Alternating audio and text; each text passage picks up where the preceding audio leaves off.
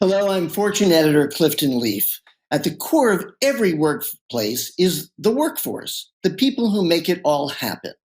There's no doubt the dramatic shift in the way we work and live has had an effect on employees on a very deep and human level, mentally, physically, emotionally. And there are concerns that some of what has been experienced over the past year will have repercussions for months and perhaps years to come. It's one of the reasons the role of the chief medical officer is being brought into the C-suite at companies around the world. Joining me now to discuss the importance of this role and more broadly, how business leaders are starting to rethink wellness, health, and safety are Heather McDougall, Vice President of Workplace Health and Safety at Amazon, and Dr. Ashwini Zanuz, Chief Medical Officer, SVP, Global Healthcare and Life Sciences at Salesforce. Thank you both for joining us. Heather, I want to start with you. Amazon went through one of the most remarkable pandemic transitions. You had to add more than 427,000 employees in the first 10 months of 2020 as we were all desperately buying toilet paper and bleach and everything else. And you brought your global workforce to more than 1.2 million, which was up more than 50% from a year earlier. Very few companies have to deal with that kind of transition. And to think about keeping your workers safe and well during that, how much of a challenge was that? Just to put it lightly, and what are you still seeing as the lessons learned from that? Thank you, Cliff. It's a pleasure to be here today. I think we had the benefit of thinking about this from the beginning as we were tracking the coronavirus since it first appeared in China and then as it spread through Europe. So we began thinking about this many months ago. And I think because of that early warning, we started to put a team in place that began to respond and think about the changes that needed to occur very early on. And so we have invested more than $11.5 billion in 2020 on our COVID response. And there were many changes that were a part of that. If you walked into one of our fulfillment centers today, it would look very different than it did pre-pandemic. We've made over 150 significant process changes to make sure that we're keeping our team safe. And that's everything from staggering shifts to breaks, to reconfiguring break rooms, to adding additional break rooms, to masks, to screening processes, to the thermal cameras that we have when you come into our buildings, to how you clock in and out for your shift, to how we conduct training, how we conduct meetings. So all of these things have been part of our process as we've made our way through the past year.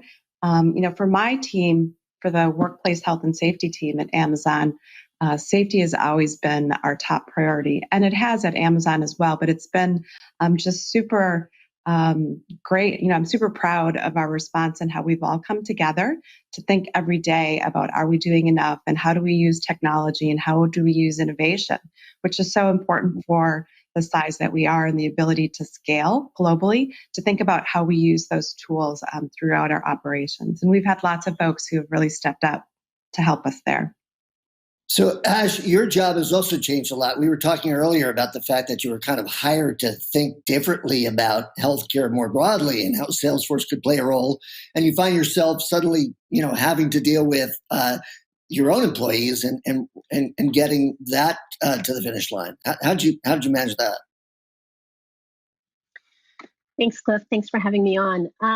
So yes, absolutely. So when I first started here, my role and the role of my team was really to think about the solutions that we're offering from a technology perspective and the strategies around that to our healthcare industry, our hospitals, our insurance companies, our pharmaceutical companies.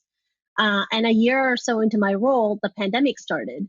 And I think, I think it's fair to say that almost every company in the world probably ripped up their business plan and had to rethink, how do we deal with this, right? Like, what's next? And so that happened here at Salesforce, specifically for me. So while I was, of course, focusing on this broader strategy for our healthcare industry, we also, quickly realized that the pandemic has reset things and has made really every company had to start thinking about the business of health. And so one, we started to take a broad brush approach of what kind of tools are needed for these governments, for businesses around the world, as they start thinking about the two different types of workers, right? You have on one hand, the knowledge worker that can work from home, you can reshift them back to working at their kitchen table.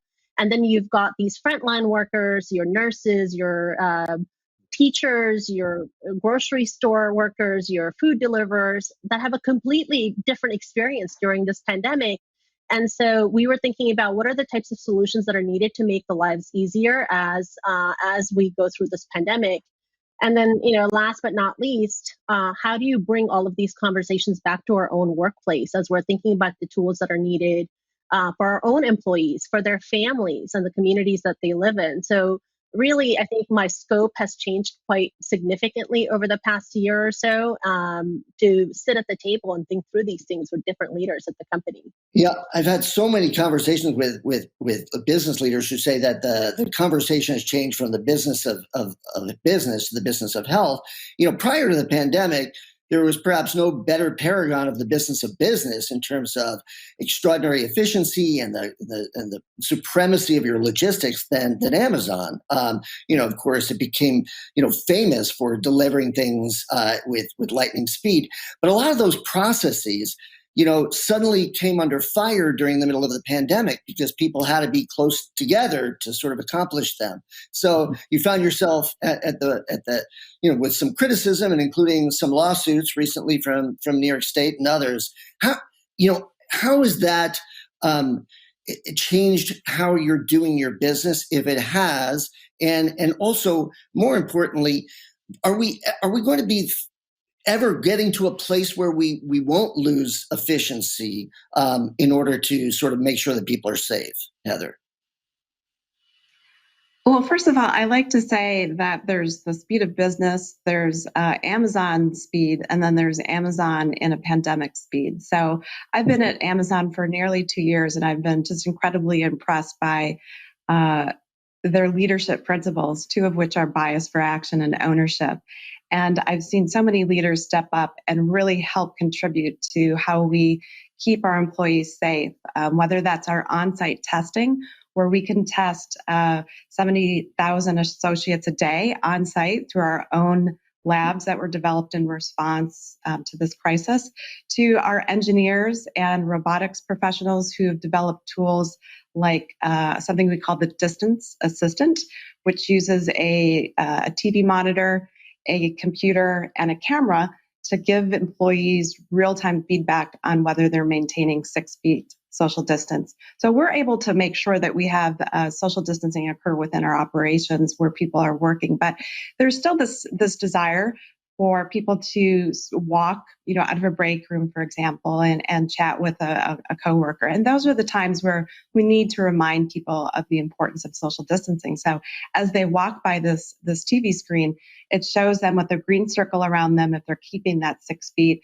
a yellow circle as they get closer, and then a red circle as they have breached that 6 feet. So just really cool tools like that have come from some folks throughout our operations. So it's not just the health and safety team that's focused on keeping our frontline workers safe. So but I guess I would say in response. Yeah. Go ahead, Cliff. Go ahead. I was just going to say, so we're still going to have the sort of crazy efficiency of Amazon, even with these safety parameters? Well, we always do place safety as the top priority, but I think that can be achieved with efficiency as well. And part of that has been just how we launch new buildings, how we get closer to our customers. So we always keep an eye on both safety and as well as how we can achieve efficiency and maintain both that customer obsession and also an obsession for keeping our people safe. All right, thank you. Ash, I've talked to so many chief medical officers of late, and, a lot of the thinking about sort of restoring health and wellness into the workplace and making that a place and even a vehicle for people being healthier is really admirable. The question always is, how seriously is it taken in the C-suite? Is this CMO level sort of really being integrated into the day-to-day discussions in the leadership, in your experience? So I would say, at least at Salesforce, it's taken very, very seriously. I have a seat at the table. I think we recognize here at our own company that, I think one, I would say business is the greatest platform for change. And so we're thinking through, as we think through steps on what's the future of work, it's really like, what's the future of our work culture? For that, I think you need to have a lot of different stakeholders at the table. And one of those stakeholders is the chief health, chief medical, whatever role, officer, advisor, et cetera. I would say if the pandemic hasn't brought this to focus, it should. That every business, at least for the foreseeable future, should be thinking about what type of advisor or officer they need at the table, and they should be taking it seriously. I found that most industries are taking it seriously, Cliff. They have started hiring a lot more folks like me into the workplace for various roles. And I think it's really important. I mean, we can't move forward if we don't look back and learn, right? And I think we really need to understand that there is a residual impact from what's been going on this past year that's going to continue into 2021. Not only has the world changed, but the workplace has changed. So we need to start thinking about, like, how do we offer more tools for virtual health? How do we offer virtual mental health tools, broader behavioral health tools? How do you rethink the workforce on reskill and upskilling? We heard Heather talking about a lot of the things about automation and AI tools coming in, which means jobs are going to change. And I think we need to start thinking about the impact of those, and that we don't leave those people behind as their jobs may go away.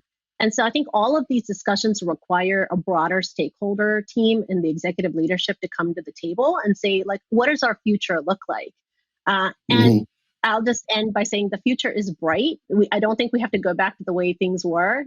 We can't unring that bell. So we just need to look forward and say, I think there's so much we've learned, and we can take that and move forward. And so definitely, I hope people are having people like me at the table. I'd love to get Heather in on this too, in terms of, there have been so many lessons from the pandemic, and you did talk about a lot of the ingenuity that came out of it. What are some of the lessons that you've sort of taken away, and your colleagues have taken away from watching the way people interact, for example? Yeah, I mean, I think it's really insightful just to see the collaboration that's occurred across organizations, and not only within your organizations, but externally as well, whether that's different experts, local health officials, the CDC, who I think there's been so much collaboration, and that type of, leaning into that type of relationship will continue to serve us well, even after this pandemic.